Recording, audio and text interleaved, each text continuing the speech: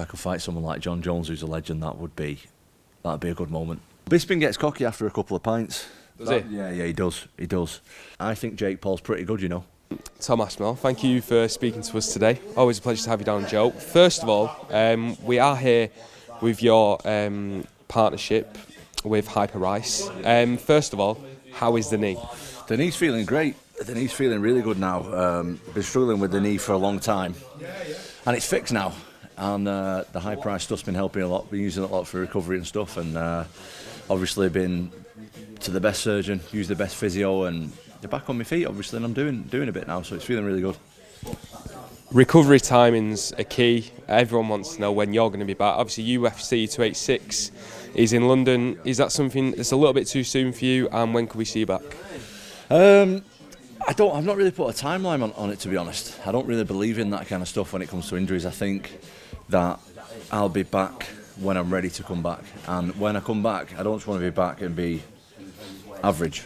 I want to come back and take over the division. Continue taking over the division, even more so now. So I want to really feel like after this break I'll be on for the second part of my career now, and I want to really have a good crack at this before I retire. So obviously that's way down the line, but I want to make sure I'm 100% and can go for the title. So to answer your question, I don't know when I'll be back, whenever my knee and everything's right.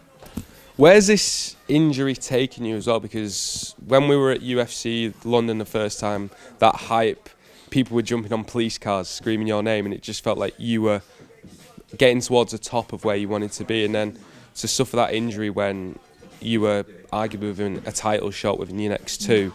How do you deal with that mentally, and how tough is that to overcome? I think if I won that fight I would have got a title shot, but obviously that wasn't the plan for me. And it's tough mentally, but I've reassessed. I've changed a lot of things since then, and what can you do? I think it's a blessing in disguise. I think I've cut all the shit out of my life, and I've cut all the things that don't serve me becoming UFC champion out of my life completely. And now it's time to move forward with a new mindset, with the right people around me and stuff. And I feel like I'm definitely 100% confident that within the next few years I'm going to have a crack at the title and win it for sure. I mean, we'll get on to the heavyweight division and how stacked that division is and who may be coming back into it. But do you think without that injury, and when you say it's a blessing in disguise, has it made you mentally stronger? I think 100%. It was all going a bit too well, and I think sometimes you need a little bit of adversity to make you mentally stronger. Yeah, like you say, I think it was a massive blessing in disguise. Without going into it too much, I had a lot of stuff that I was doing like in my life, inside and outside the gym, that wasn't serving me well to become the UFC heavyweight champion of the world. I've cut all that stuff out now, so I don't want to go into detail. We'll be here for frigging 3 hours, but I feel good moving forward. That's one thing that I can say. I feel really, really good and positive about everything moving forward. A lot of people are talking about the Tuivasa fight around you a lot. He's coming off 2 losses. Do you think, Ty, is that something in your future? I think all the top young heavyweights are all going to fight each other. Like it's a small pool, innit, heavyweight at the top, and especially younger guys. You got like me, Cyril Gane, Ty, Spivak, Pavlovich, Romanov. I'm sure there's a few more that I missed off, but we're all like young up and coming guys, and we're like the next wave of top heavyweights. So I'm sure we're all going to fight each other. You know, I fought a couple of them guys. The other guys have fought each other as well. So yeah, to answer your question, I'm sure me and Ty will probably fight one day. Yeah, I'm sure of it. You versus Cyril got to be insane as well. So first of all, your training plans as well. How is recovery an essential part of your routine? Recovery's massive now. It obviously wasn't before, but now I'm really trying to make my body as strong as possible. Like I'm doing a lot of stuff to make sure I don't get injured now, which I've never really done before, because I really don't want to go through this stuff again. Like I'm really trying to make sure my body is in top form with stuff like recovery, like seeing the physio, using the Hyperice stuff, taking the right rest, and making sure I rest and sleep in between training sessions and stuff like that, which is something that I didn't really take into consideration before. I'm nearly 30 years old now. I'm not like, I can't be running my body redline all the time. Like I've got to make sure that I recover right as well. So that's what I'm focused on at the minute. What are your recovery habits at the moment? So after a session, where'd you go? Ice bath. Ice bath is my thing. I absolutely love anything to do with cold water. So, well, I don't love it. I actually hate it, but I think it helps a lot. Yeah, I do the ice bath, sleep, all that kind of stuff. Yeah. And in terms of the Hyperice, what's your favourite tool by Hyperice? I like the massage gun because first of all, it saves you 50 quid. 50 quid.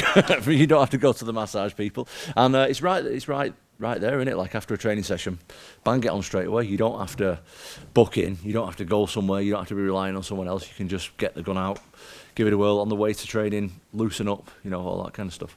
So in terms of after you've used the massage gun, for anyone out there who doesn't really understand, how do you feel after you've used it? Do you actually feel more fresh after the day after, in terms of if you didn't? You just feel like way looser, especially like before training. Especially in like on a cold morning like today, you get in the gym and you're like stiff and cold, and you got anywhere that feels tight. Like I had a bit of a tight neck today. Bang it on the neck first, just loosen it up a little bit for 5 minutes before you start training. So yeah, just loosens you up really. Are you relishing maybe a fight with John Jones in the future? I mean, how huge, firstly, is John Jones in the UFC, but would it be a dream for you to share the octagon with him? I'd love to fight John Jones. I'd love to fight all the top guys. You know what I mean? I love fighting people that I've been watching for a long time. Like that's like I fought Arlovsky and I fought Spivak and sorry, not Spivak. Spivak I was watching obviously, but Arlovsky and Volkov are two guys that I've been watching for like 10 years. So I like doing that. Like if I could fight someone like John Jones, who's a legend, that'd be a good moment.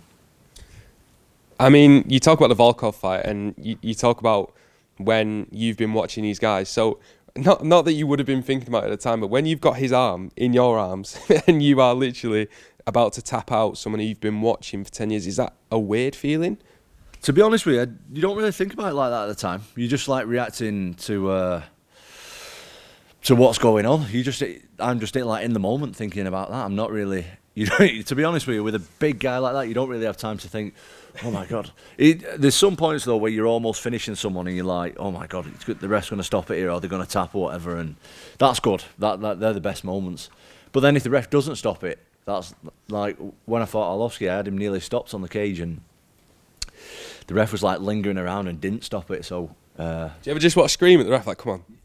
With that, I was like, mate, come on, please step in. My arms are getting pretty tired here. But he didn't stop it. So, but I did submit him and get the 50 grand bonus. So maybe that was working. The ref might have been working for me a bit there. So thanks. Did you give you 10% to the ref? I did not. Just give him one of them little knuckle touch, and I'm sure he appreciated that over the 5 grand. It was in America, so they took loads of money off me anyway for the tax. So I can't afford the ref as well.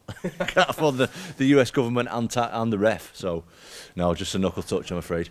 Talk to me about MMA in this country, because I feel like this generation of UK MMA, we've just seen Leon Edwards win the title, who's probably a little bit more advanced and maybe was one of the first ones to come through along with Bisping, but MMA in this country now, we've got UFC 286 coming in London, but you're one of these stars and you must be seeing the benefits of people getting into MMA in this country and how big it's getting. It's massive. I think this year especially, having 2 events in this country, like it's just gone through the roof. And we've got like a lot of, we've got people with a lot of star power as well. So, and we got champions now. We got like a lot of top 10 guys and girls and top 15 guys and girls, and it's just so much more like the UK MMA is just so much more deep than it used to be. Like we used to have, like you say, 1 or 2 people who were like pretty good, but now it's like it's just massive in this country now. It's just absolutely massive. Like I feel like it's really, really getting mainstream now, and it's just so good to be a part of it.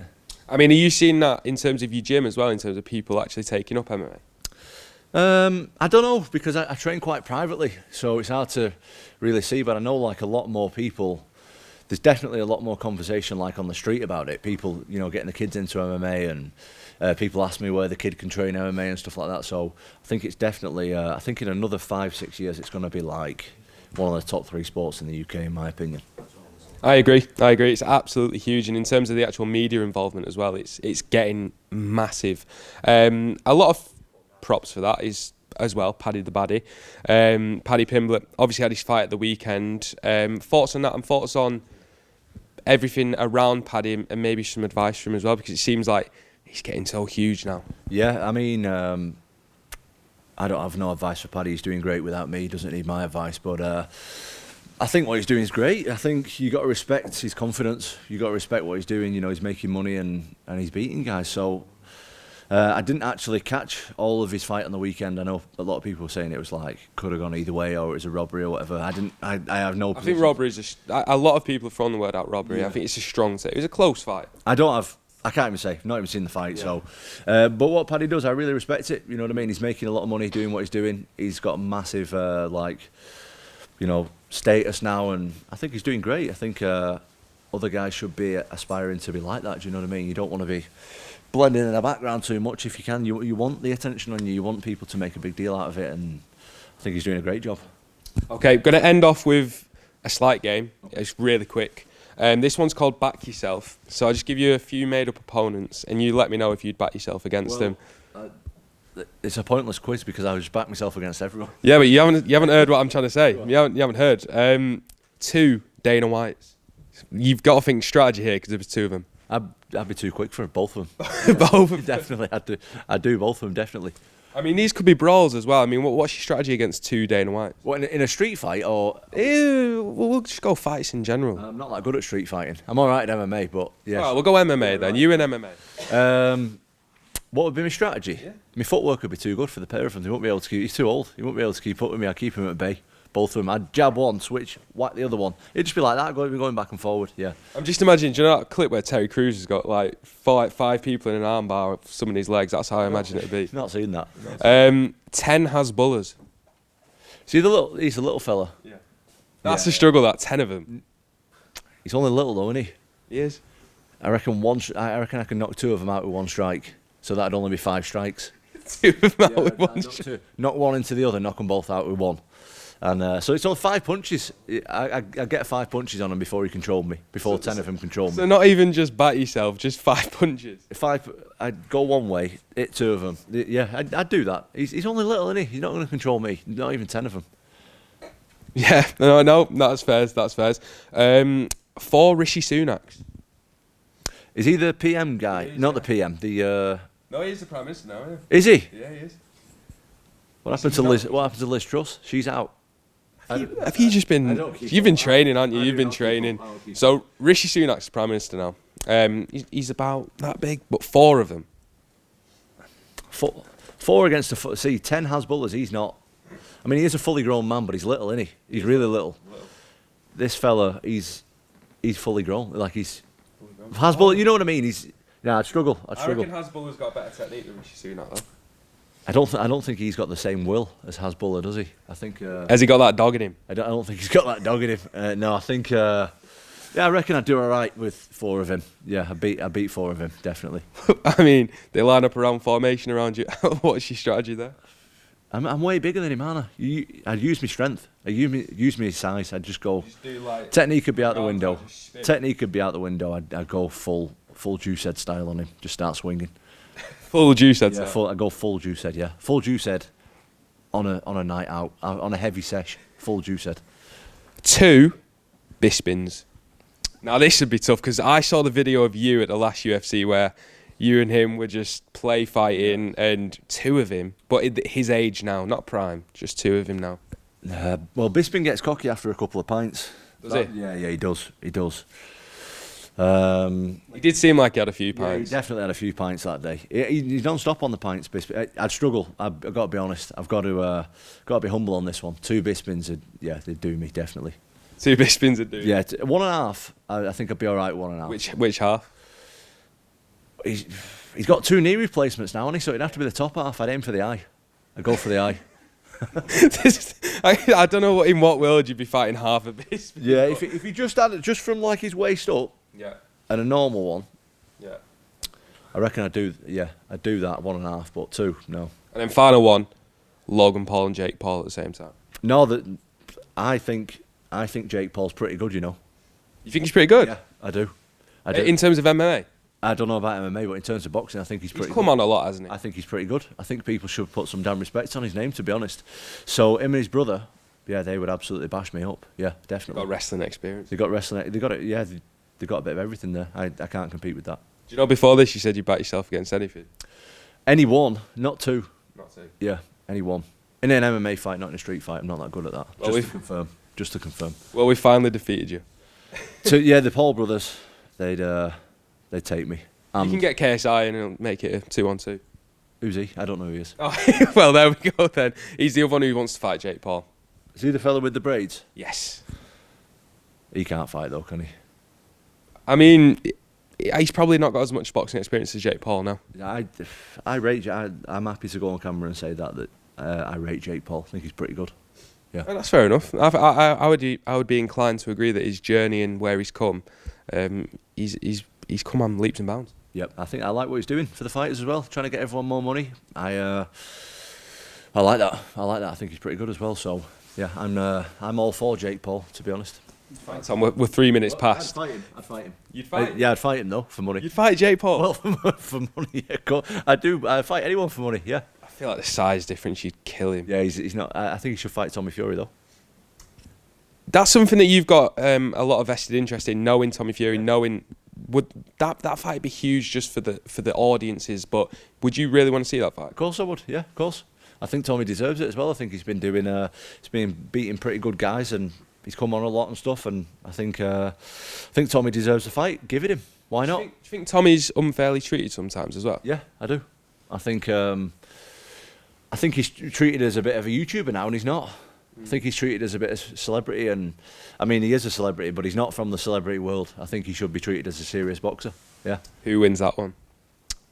I think it's a tough fight for both guys, to be honest. I'm not saying I know it's Jake Paul, innit, not Logan. Yeah. I know Jake Paul's from the YouTube world, but I think he can actually box as well. Like I would class him as a legitimate boxer. So I think that would be a great fight for both guys. And then just get you fighting on the undercard. You'll ref it for money. Get more money than both of them though.